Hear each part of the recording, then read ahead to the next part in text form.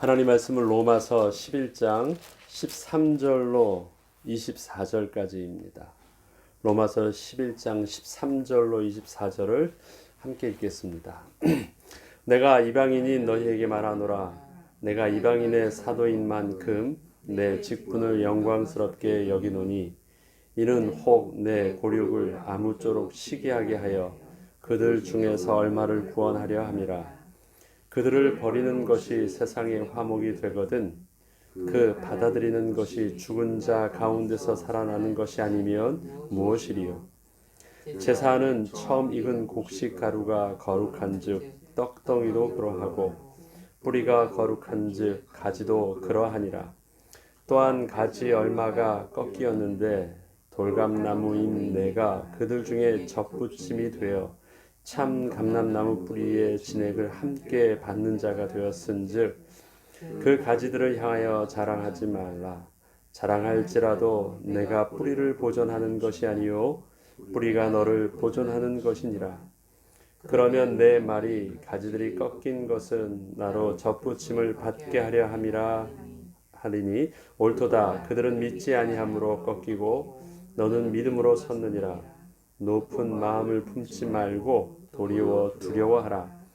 하나님이 원 가지들도 아끼지 아니하셨은즉 너도 아끼지 아니하시리라. 그러므로 하나님의 인자하심과 준엄하심을 보라. 넘어지는 자들에게는 준엄하심이 있으니 너희가 만일 하나님의 인자하심에 머물러 있으면 그 인자가 너희에게 있으리라. 그렇지 않으면 너도 찍히는 바 되리라. 그들도 믿지 아니하는데 머무르지 아니하면 접붙임을 받으리니 이는 그들을 접붙이실 능력이 하나님께 있음이라. 내가 원, 돌, 감람나무에서 찍힘을 받고 본성을 거슬러 좋은 감람나무에 접붙임을 받았으니 원 가진 이 사람들이야 얼마나 더 자기 감람나무에 접붙이심을 받으랴. 아멘. 뒤에는 이방인의 구원과 이스라엘의 구원을 한 부분씩 나누어서 말하고 있는데 오늘은 그 중에 이방인의 입장 속에서 복음을 받은 자의 자세가 어떻게 되어야 되는지를 오늘 또 바울은 고백하고 있습니다. 우리에게서 계속 말씀드리는 것이 복음은 어떤 누가 옳고 그름에 우리가 자랑할 것이 우리 손엔 아무것도 없음을 말합니다. 그리고 복음과 율법은 대척점에 있는 것이 아니라 하나님의 선한 의지와 하나님의 선하심 속에서 우리에게 구원을 이루기 위한 모두 다 소중한 하나님의 우리에게 주신 선물입니다. 거기에 율법이 있고 거기에 복음이 있습니다. 거기에 먼저 된 자가 있고 거기에 나중 택하심을 또 받은 자들이 있습니다. 거기에 유대인이 있고 거기에 이방인도 있는 것입니다. 하나님의 선하신 의지와 은혜에 따라서 유대인으로 부르심을 받았든 또 이방인으로 부르심을 받았든 먼저 받았던 또 나중에 받았던 그것은 우리가 주신 은혜대로 감사해야 될 부분이지 뭔가 내가 특별하게 다름을 거기서 주장할 또 우리의 의를 거기서 드러내야 될 만한 이유는 아무것도 없습니다. 그 가운데 저와 여러분이 하나님의 은혜 가운데 복음을 그렇게 받은 것입니다. 그런데 우리의 입장이 유대인에 가깝습니까? 아니면 이방인에 가깝습니까? 굳이 그것을 따지려고 하지 않으셔도 됩니다. 거기서 우리가 자꾸 어디에 속해가지고 뭔가 또 내가 찾을 만한 나의 안정감과 나의 의를 스스로 주장할 만한 어떤 것을 찾으려고 할 필요 없습니다. 하나님이 우리에게 주신 그 은혜는 조금도 부족함이 없고 남음도 없고 나를 통해서 어떤 한 대상만이 아니라 나를 통해서 하나님의 구원의 섭리를 이루시는 데는 부족함이 없게 분명히 사용하여 주실 것입니다. 오늘 이방인의 구원을 보면서 바울이 자기를 좀 더 설명을 합니다. 내가 이방인인 너에게 말하노라. 내가 이방인의 사도인 만큼 내 직분을 영광스럽게 여기노니. 하나님께서 내게 이방인의 사도를 부르신 것 자체는 너무너무 소중한 것이고 감사한 것이고 귀한 것이고 후회함이 없는 은혜라고 말합니다. 마땅하게 이방인에게 복음 전하는 것이 부끄럽지 않다고 말합니다. 이는 혹 내 고륙을 아무쪼록 시기하게 하여 그들 중에서 얼마를 구원하려 함이라. 그러나 그가 이방인에게 가게 될 때 그 마음에는요, 분명히 스스로가 결론 낸 것이 있었습니다. 자기도 고민이 없지 않았다라는 것입니다. 자기가 유대인 중에 유대인으로서 이방인에게 접근한다는 그 자체가, 그것은 그 인생의 굉장히 큰 변화와 결단이었기 때문에 고민을 안 한 것이 아닙니다. 네 하고 말 일이 아니었습니다. 그러면서 하나님 앞에서 왜 자기에게 이방인에게로 가라고 하셨든지에 대한 그 내용들을, 유대인 입장에 있는 자기를, 평생 유대 복음 안에서 살던 자기를 왜 하나님께서는 이방인에게 가게 하셨는지를 그는 질문을 하였다라는 것입니다.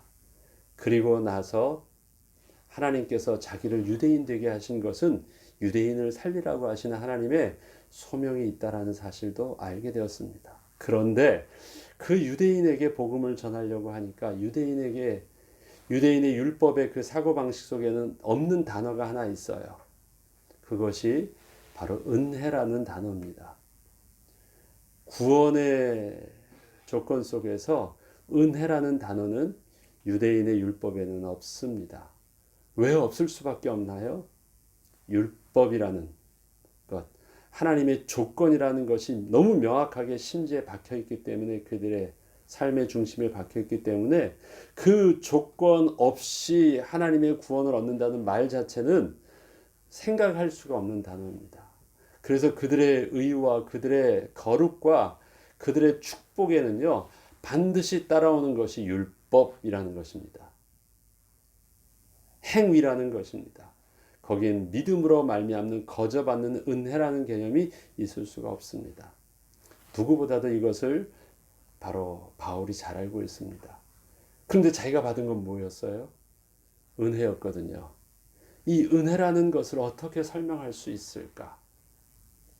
값없이 하나님의 거저 주시는 하나님의 구원의 비밀들을 어떻게 설명할 수 있을까?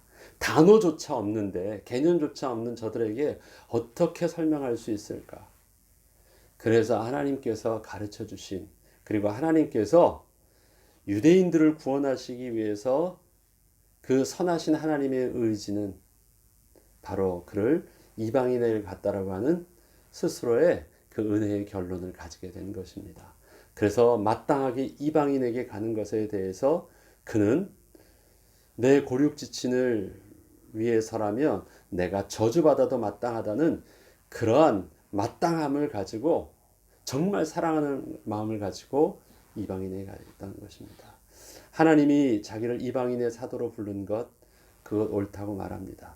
그렇지만 한 가지 더 있는 것, 그것을 통하여 또한 유대인도 구원코자 하시는 그 사명을 자기에게 주셨다라는 것들도 그는 분명히 인정합니다. 그래서 자기는 두 양쪽을 복음을 전하는 사도임을 명확하게 자기 정체성을 하고 있는 것입니다. 그런데 그 하는 방법이 시기하게 하여 그들 중에서 얼마를 구원하려 함이라. 시기하게 한다.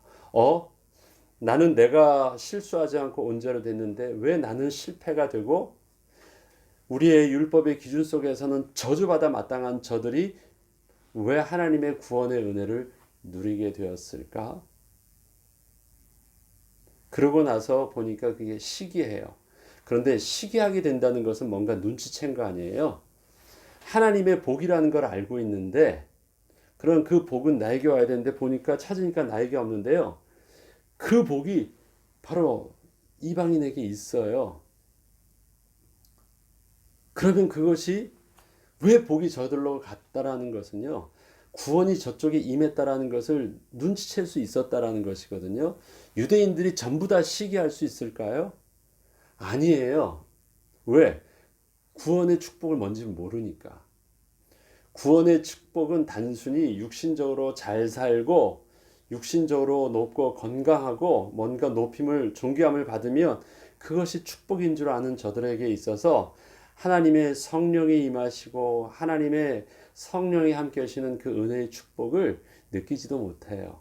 그런데 그 유대인들 중에서요, 정말 어떤 이들은요, 자기의 영혼의 곤고함을 정직하게 고민하고 있는 자들이 있었거든요. 이것은 아닌데라고 말하면서 그 죄와 싸우는 사람이 있었거든요. 그리고 율법 안에서 열심히 살려고 몸부림치는 사람이 있었거든요. 그런데 그것이 안 되고 실패하고 있는 자기 모습에 괴로워하는 사람이 있었거든요. 그들 눈에 딱 이방인 그리스도인들을 보니까요, 저들 속에선 자기가 겪지 못했던 하나님의 평화와 은혜와 해방이 있는 걸 보았어요. 여러분, 그 루터가 이신칭의 복음을 들고 나왔을 때, 의인은 믿음으로 말미암아 살리라는 그 복음을 들고 나왔을 때, 왜 그것이 그에게 충격이 되었는지 아시죠? 그 하나님 앞에서 정말 수도사로 열심으로 신실하게 살려고 몸부림쳤어요. 그리고 누구보다도 그렇게 살았어요. 그런데 자기가 평안하지가 않은 거예요. 이게 아니라는 것을 너무 아는데요. 그 자기의 아닌 모습들을 누구한테 말할 수 있는 것도 아니고, 또 다른 사람이, 또 자기의 동료와 자기의 스승이 괜찮다고 말하고 저들은 아무렇지도 않게 표현하고 있는데, 숨기고 있는데, 자기는 안귀치 않은 이 모순적인 부분들 속에서 자기 혼자 탁 튀기가 너무 힘들었어요. 그래서 그럼 내가 알지 못한 뭔가 아직은 그들 속에 있나 보다 해서 찾아보려고 해도 해답이 없었는데, 그에게 있어서 이 바울의 복음은, 이 로마서의 복음은 그에게 해답이 된 거예요. 그는 마치 유대인과 같은 자였거든요. 그래서 계속 시기하고 있는 자였거든요. 왜 그렇습니까? 무엇입니까? 그때 깨달은 것이 믿음으로 말미암는 은혜라는 비밀들을 알게 된 것입니다. 여기서도 지금 유대인들 중에서 전부 다가 아닙니다. 몇 명이요? 아무쪼록 얼마를 구원하려 함이라. 하나님께서 유대인을 다 구원하기 위해서 자기를 불렀다는 것이 아니라 하나님의 남은 자를 구원하는 거예요. 그런데 그 남은 자가 어디에도 있다라는 거예요? 유대인에게도 있다. 이방인만 그럼 유대인이 아니니까 이방인 다도 아니었죠? 하나님의 예비된 자가 이방인에게도 있는데, 나는 그들에게 가서 전했고, 그 전해진 그 복음으로 인하여 또 아무쪼록 유대인에게도 시기케 되어져서 유대인에게도 얼마를 구원하게 하려 한다. 이방인과 유대인을 말하고 있지 않죠? 그들 중에 있는 하나님의 백성을 구원하는, 전도하는 방법이 바로 이 비밀이라는 것이었습니다. 그래서 구원하려 하기 위해서 자기가 이방인에게 왔는데, 그들을 버리는 것이 세상이 화목이 되거든. 그들을 버렸다라는 것은 그들이 붙잡았던 율법에 대해서 거부했던 것이 이방인들에게 복음을 전할 수 있었던, 이 율법이 아니다라는 것을 말할 수 있었던 비밀이었어요. 그래서 세상이 화목이 되었죠. 그 받아들이는 것이 죽은 자 가운데서 살아나는 것이 아니면 무엇이리요? 자, 그 받아들이는 것은 다시 누구를 받아들여요? 유대인을 받아들이는 것이에요.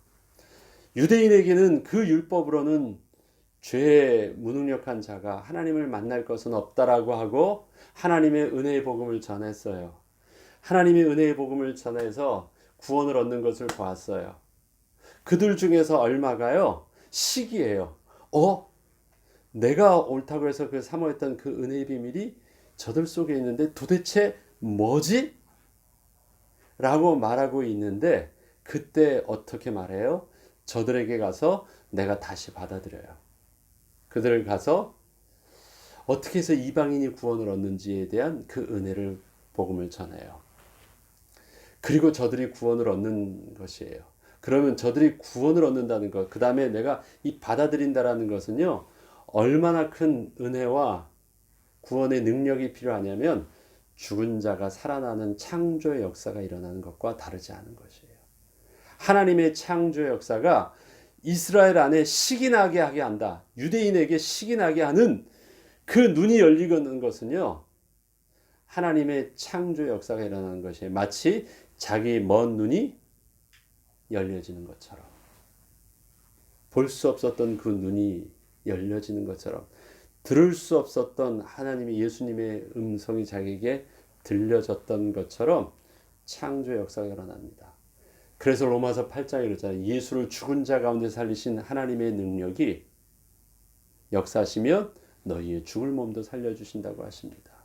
예수를 죽은 자 가운데서 일으키신 성령의 역사가 바로 우리를 죽은 우리에게서도 재창조의 역사로 구원을 얻게 하는 믿음의 눈을 열게 해 주셨고, 그 다음에 귀를 열어주셨고 우리 마음으로 품게 하여 주신 것입니다. 그러기에 우리가 구원을 얻은 것, 우리가 믿음을 얻게 됐다라는 것은 바로 어떠한 역사냐? 내가 좀 다른 사람과 다른 어떤 특별한 감각이 있는 것과 특별한 지식이 있는 것이 아니라 하나님의 새 생명을 주시는 재창조의 역사였습니다. 그것이 바로 16절에 말하는 것입니다. 그 받아들이는 것이 죽은 자 가운데서 살아나는 것이 아니면 무엇이리요? 죽은 자 가운데서 살아나시는 것. 저들이 복음을 전할 때 죽은 자 가운데서 살아나신 그 예수는 바로 하나님의 구원의 능력으로 말미암아 살았다면, 그것을 증거하는 것이 부활의 복음이었다면, 바로 우리가 예수를 믿고 바로 유대인이 예수를 믿는 것도 그러한 것입니다. 제사는 처음 익은 곡식가루가 그러하게 이제 이방인이 유대인에 대한 시각이 어떻게 해야 되는지 겸손하게 잘 입장을 정리하라는 것인데요. 제사는 처음 익은 곡식가루가 거룩한즉 떡덩이도 그리하고 뿌리가 거룩한즉 가지도 그러하리라.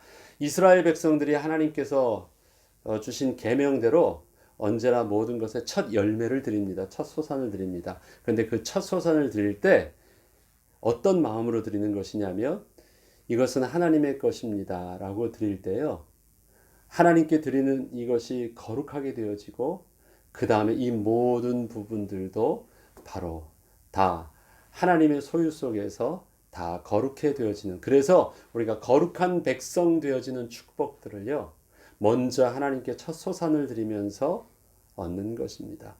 첫 소산, 첫 열매, 그 다음에 첫 아들, 다 그것이 거룩하게 이스라엘 백성들을 거룩하게 하는 영적인 비밀입니다. 그것을 이스라엘 백성들은 잘 알고 있어요. 그러면 곡식 가루가 거룩한즉 떡덩이도 그러하고 또 뿌리가 거룩한즉 가지도 그러하니라. 그것이 영적인 흐름이라면 그 가운데 시작이 누구였습니까? 바로 하나님께서 첫 번째 불렀고 첫 번째 가진 바 소유된 바 된 유대인이 바로 그러한 자들입니다. 저들을 통해서 바로 복음이 나왔어요. 하나님이 저들에게 주시는 율법과 하나님이 저들에게 주셨던 언약과 저들을 통해서 했던 아브라함의 믿음의 의와 하나님이 저들을 통해서 약속하셨던 또 그 다윗의 축복과 이러한 과정들 속에서 너희들이 왔고 그 혈통 속에서 예수 그리스도가 나타나셨잖아요. 오셨잖아요. 그렇다면 그것이 저들에게 있어서 첫 열매고 그 다음에 원가지이고 원뿌리이고 그것입니다. 그 영적인 관계를 가지고 또 17절 보면 또한 가지 얼마가 꺾였는데 돌 감람나무인 내가 그들 중에서 접붙임이 되어 참 감람나무 뿌리의 진액을 함께 받은 자가 되었은지요. 그래서 지금 유대인이 구원을 얻은 이 영적인 상태를 어떻게 표현하고 있냐면 참 감람나무의 뿌리와 그 가지에 저들의 얼마가 꺾였죠. 그래서 그것이 바로 이방인이 복음을 전하게 된 이유가 되었어요. 그런데 그것이 따로 그 복음으로 따로 선 것이 아니라 그 구원의 비밀이요. 어디에 붙어 있다고요? 참 감람나무 뿌리와 원줄기에 접붙임이 된 상태라는 것을 통해서 우리의 구원을 설명하고 있어요. 자, 복음과 율법이 분리되었지 않았죠? 율법이 폐하여진 게 아니죠. 율법이 무시되어지는 것도 아닙니다. 이것이 영적인 상관관계예요.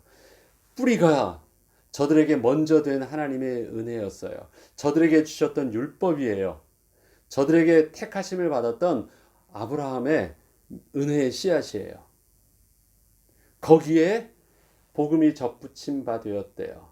그래서 이 안에 있는 복음의 열매들이 돌감람나무에서 열매가 나타나는데 그 나타나는 열매가 어떤 열매가 나타나요? 참감람나무의 열매가 나타납니까? 돌감람나무의 열매가 나타납니까? 참감람나무의 열매만 나타나는 게 아니에요. 접붙임을 하는 이유는요. 참감람나무와 돌감람나무 속에서 가장 좋은 열매가 나타납니다. 그게 접붙임이에요. 아니면 뭐하러 접붙이겠어요? 그냥 냅두죠. 그런데 돌감람나무와 찰감람나무 속에서요. 그 진액이 뿌리로부터 나오는데 그것이 굉장히 어우러져 있는 소중한 것이 나옵니다.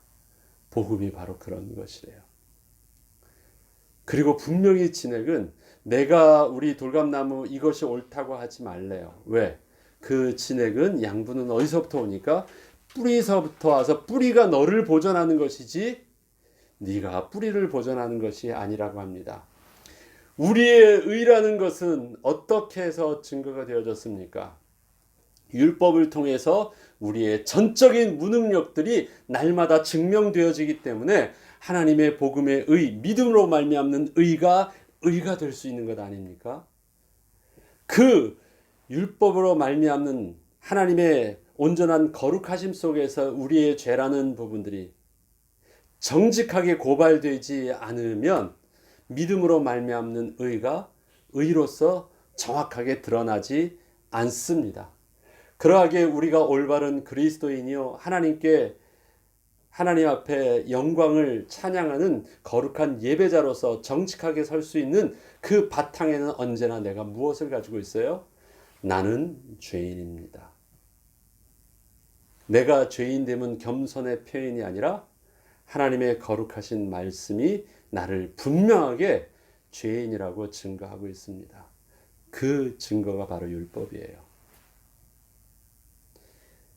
그리고 나서 믿음으로 말미암는 의를 붙잡고 하나님 앞에 나타났을 때 우리에게 나타나는 것이 바로 성령의 열매입니다. 왜요?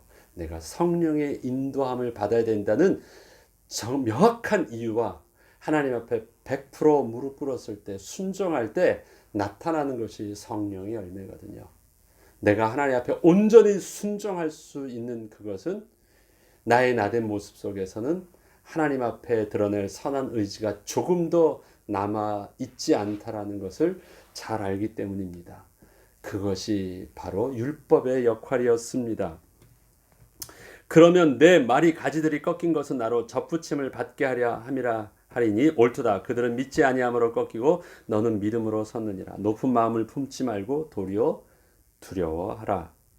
그렇죠. 그러니까 네가 더 잘났다고 하고 원 가지에 대해서 참감람나무에 대해서 그렇게 무수할 것이 아니라 겸손함으로 또 너에게 주시는 은혜를 두려워할 정도로 경외하라는 것입니다.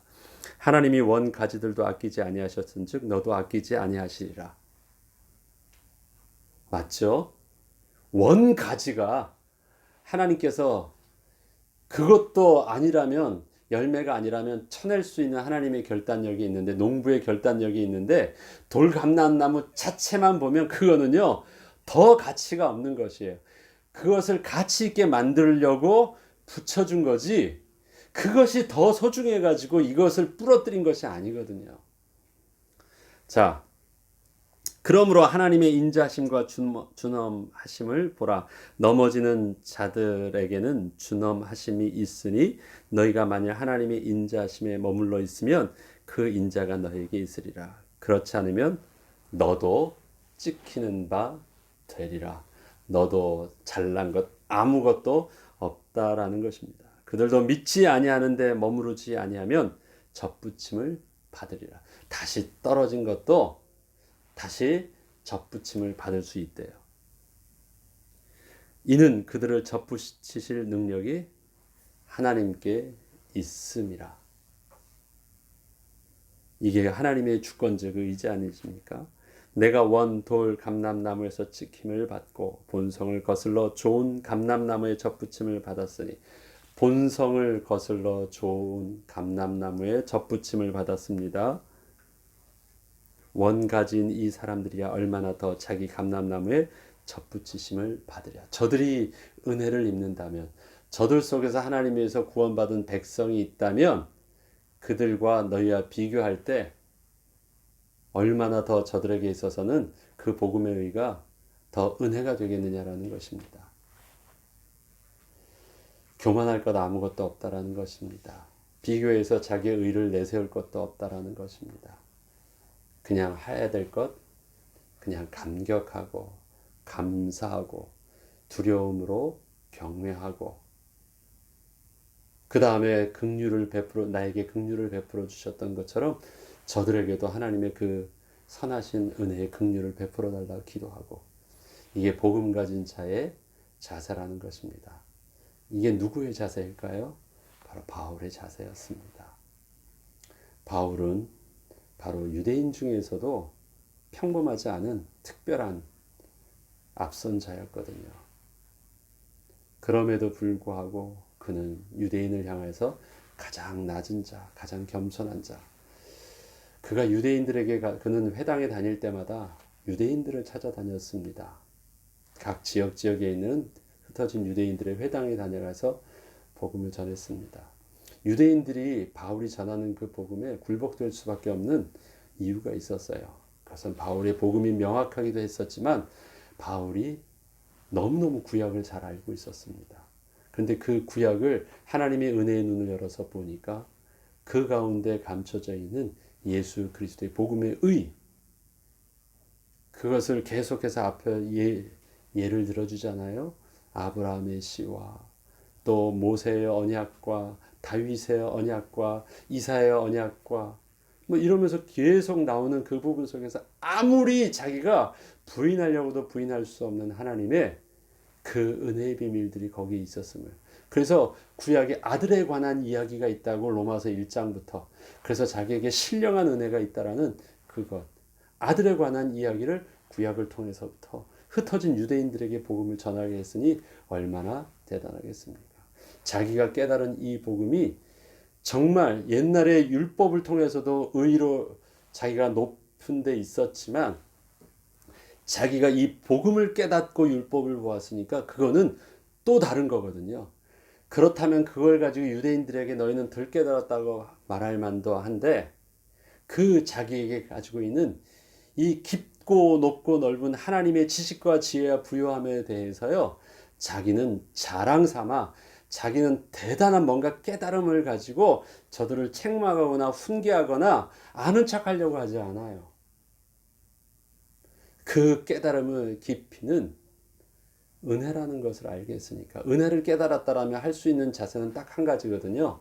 더 많이 알았으니까 우월해지는 것이 아니라 더 나는 할 말이 없다라는 것으로 더 낮아지는 것이 은혜라는 것을 알면 알수록 드러나는 자세이거든요. 그래서 바울은 지난날에 율법을 깨달았을 때는 높아졌는데 그 속에서 더 깊은 하나님의 은혜를 깨달았을 때는요, 자기는 원 감람나무에서 자기의 본성이 완전히 다 바뀌어버렸다 할지라도 하나님 앞에서 그는 더 낮아질 수밖에 없고 저 유대인들 앞에서 더 겸손해질 수밖에 없는 정직한 자가 된 것입니다. 저와 여러분에게 하나님의 복음의 은혜가 있습니까? 그렇다면 우리가 보는 세상을 보는 눈, 우리 주위에 있는 형제를 보고 또 성도를 보고 그 다음에 그 모습을 가지고 나를 보는 눈, 그것은 하나님께서 우리에게 그 은혜 가운데 정말 이 겸손이 우리의 자세와 우리의 성품이 아니라 우리의 정직한 모습이 되게 하여 주실 것입니다. 오늘도 주시는 하나님의 말씀을 통하여 우리에게 이방인의 복음이 바로 내게 주신 은혜의 복음임을 깨닫고 복음에 대한 그 증거를 오늘도 우리의 삶 속에서 먼저 나에게 하고 또 저들에게 할 수 있는 은혜가 있길 주의 이름으로 축원합니다. 주기도문으로 마치겠습니다.